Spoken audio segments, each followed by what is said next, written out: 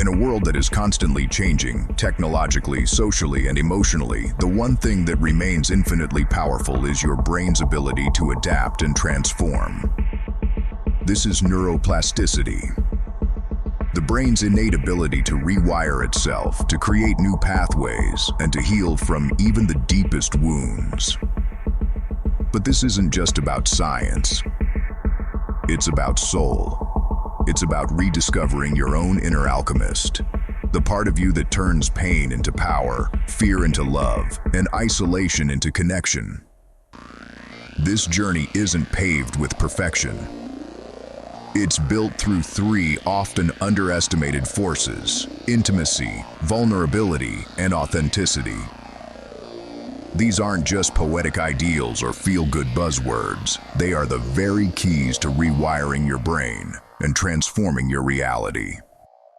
This isn't another self-help sermon. It's a call to alchemy. Before we dig in, we need to understand this canvas we're painting on: neuroplasticity. At its core, neuroplasticity is your brain's ability to form and reorganize synaptic connections, especially in response to learning or experiences. For decades, science believed the brain was fixed after childhood. But modern neuroscience proves otherwise. Every moment you think a new thought, feel a new emotion, or act in a new way, your brain rewires itself. You're literally sculpting your identity with each decision you make. But neuroplasticity doesn't care what you're wiring in. If you feed your mind fear, shame, or disconnection, your brain will optimize for that. If you wire in courage, openness, and self-love, it will optimize for that too. Which leads to this question: how do we consciously rewire our brains for transformation? Enter the three sacred forces of human alchemy. We often think of intimacy as something romantic or sexual, but true intimacy is deeper. It's closeness without defense. It's letting someone into your world without polishing every flaw. Intimacy changes the brain. Studies show that emotionally safe relationships increase the production of oxytocin and dopamine, both of which reduce stress and increase neuroplastic activity. In simple terms, love makes your brain more flexible.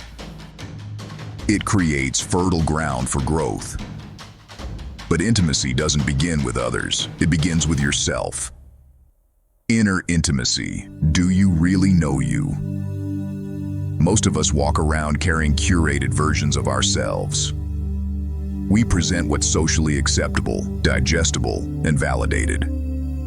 But deep inside lives the messy, unfiltered version of you, the one craving to be seen. Intimacy means sitting down with that version of you. The one that was neglected, the one that was told to get over it, the one that still weeps for a chance to be held. When you allow yourself to feel seen by you, you're creating intimacy. You're telling your brain, I am safe to exist. And when the brain feels safe, it opens, it rewires, it lets go. Here's a practice for neuroplastic intimacy. At night before you sleep, put your hand on your heart and validate yourself by saying, I see you, I hear you, you're safe now. Yes, it may sound and feel weird, but self-affirmation combined with physical touch activates the parasympathetic nervous system and increases neural receptivity. Intimacy is a mirror. The more honestly you see yourself, the more clearly you see others, and the world begins to reflect back love instead of judgment.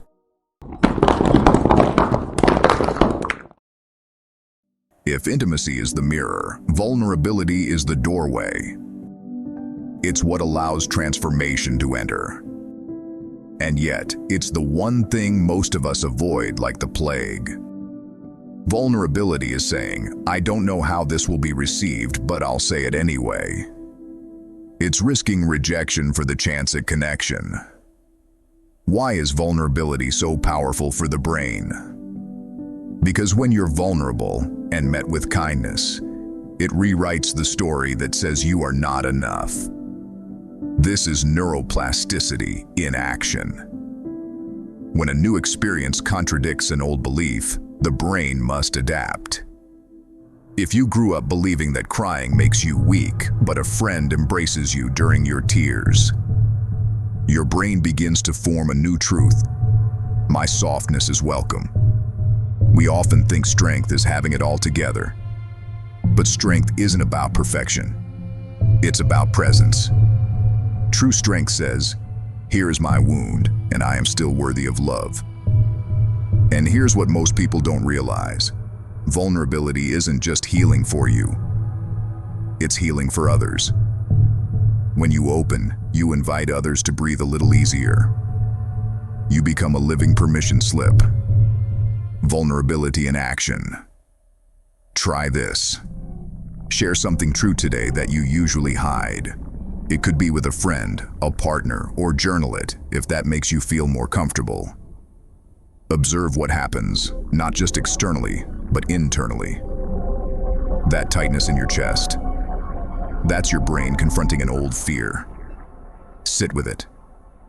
Let it rewire. Every act of vulnerability is a signal to your nervous system. It's safe to be real.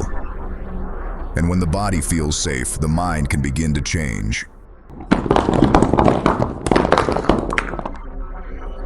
As the world becomes more complicated, many people are trying to find themselves, not realizing they've been there all along, just buried beneath layers of conditioning. Authenticity is the process of remembering who you were before the world told you who to be. It's not about rebellion. It's about alignment. When your inner world and outer expression match, your brain stops operating in survival mode. You no longer have to split yourself. You become whole. And wholeness is fertile ground for neuroplastic change. Why authenticity feels so good? Pretending is exhausting. It takes energy to suppress parts of yourself. It increases cortisol, tightens your muscles, and activates the brain's fear centers. Authenticity, on the other hand, reduces stress hormones and boosts serotonin and dopamine. It literally feels good to be real. That's not philosophy, it's biology. Here's an authenticity activation prompt.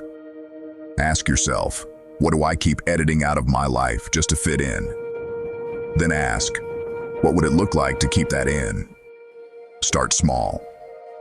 Maybe it's your laugh. Maybe it's the way you dress. Maybe it's saying no without guilt. Each authentic choice is a brick in the foundation of your transformation. The greatest irony: the moment you stop performing is the moment people finally feel you. Authenticity creates resonance, and resonance rewires the world.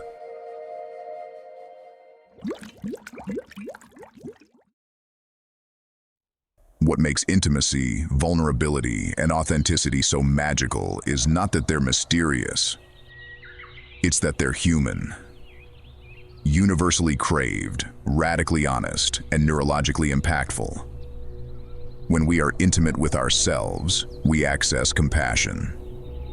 When we are vulnerable with others, we experience courage. When we are authentic in the world, we embody truth. And each of these states, compassion, courage, and truth, activates powerful neural pathways associated with healing, learning, and resilience. You don't need a perfect past. You don't need elite education. You don't need anyone's permission. You are already equipped with the greatest tool of transformation, your neuroplastic brain. And you are the alchemist it's been waiting for. There's a quote by Carl Jung that captures this entire journey. The privilege of a lifetime is to become who you truly are. That's it. Becoming yourself is the highest form of alchemy. And neuroplasticity is your silent ally in the background, sculpting every new choice into a new reality. So now you're faced with a choice. Will you keep repeating the old circuits? Or will you dare to love deeper, speak truer, and live realer? You don't need to change everything today, but you can change one thing. One breath, one thought, one moment of honesty. That's how alchemy begins, not with magic, but with meaning.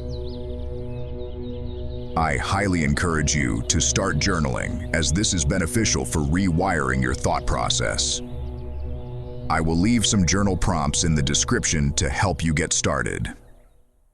One more thing before I peace out. What if the real magic of life was never about fixing yourself, but finally embracing the version of you that was never broken to begin with? Let that thought linger. Let it rewire. Your transformation has already begun.